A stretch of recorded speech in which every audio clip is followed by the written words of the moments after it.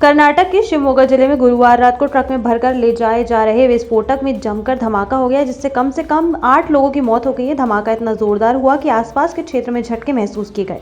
पत्थर तोड़ने के एक स्थान पर रात 10:30 बजे के लगभग ये धमाका हुआ, जिससे न केवल शिवमोगा बल्कि पास के चिकमगलुरु और दावणगेरे के जिलों में भी झटके महसूस किए गए।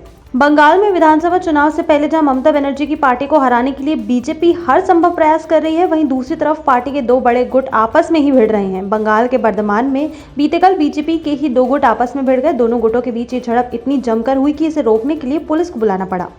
राजधानी दिल्ली में शुक्रवार को कांग्रेस वर्किंग कमेटी में पार्टी के अध्यक्ष पद को लेकर बड़ा फैसला किया गया है। कांग्रेस पार्टी में अध्यक्ष पद का चुनाव इसी साल मई में कराया जाएगा। इस साल होने वाले विधानसभा चुनावों के बाद कांग्रेस पार्टी संगठन का चुनाव करेगी, जिसमें अध्यक्ष पद का चुनाव सबसे अहम है। पीएम मोदी ने अपने संसदीय क्षेत्र वाराणसी में आज वीडियो कॉन्फ्रेंसिंग के जरिए कोविड टीकाकरण अभियान के लाभार्थियों और टीके लगाने वालों से संवाद किया। इस मौके पर पीएम मोदी ने एक बार फिर साफ किया कि कोरोना वैक्सीन बनाने का श्रेय मुझे नहीं, देश के वैज्ञानिकों को जाता है।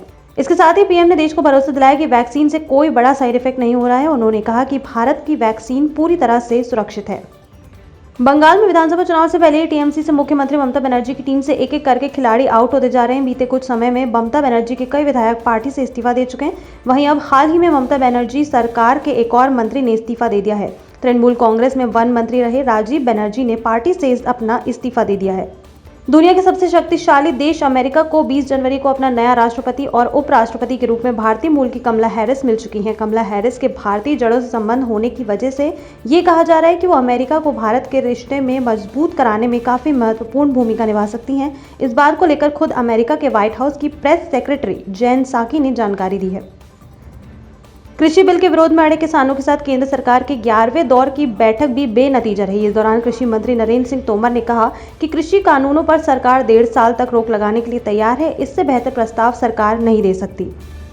गरीबों के मसीहा बने अभिनेता सोनू सूद की मुश्किलें कम नहीं हो रही हैं। बीते कल ही बॉम्बे हाई कोर्ट ने एक्टर की उस अपील को और याचिका को खारिज कर दिया है, जिसमें उन्होंने जुहू स्थित अपने आवासीय इमारत में अवैध निर्माण को लेकर बीएमसी के नोटिस को चुनौती दी थी। इसके बाद आज सोनू सूद ने बड़ा फैसला लेते हुए सुप्रीम कोर्ट में याचिका दाखिल की है। अपने भजन के माध्यम से लाखों भक्तों और श्रद्धालुओं के दिलों पर राज करने वाले मशहूर भजन गायक नरेंद्र चंचल का शुक्रवार को निधन हो गया। माता की भेंट गाने वाले जाने माने गायक नरेंद्र चंचल का 80 साल की उम्र में निधन हो गया है। सर्वप्रिय विहार स्थित घर में उन्होंने अंतिम सांस ली।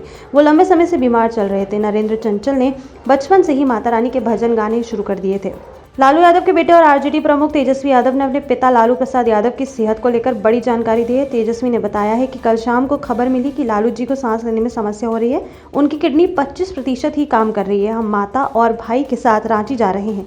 हमने उनसे मिलने की विशेष अनुमति मांगी है। उनके फेफड़ों में पानी की सूचना मिली है। टेस्ट कराया जा रहा है, निमोनिया पाया गया।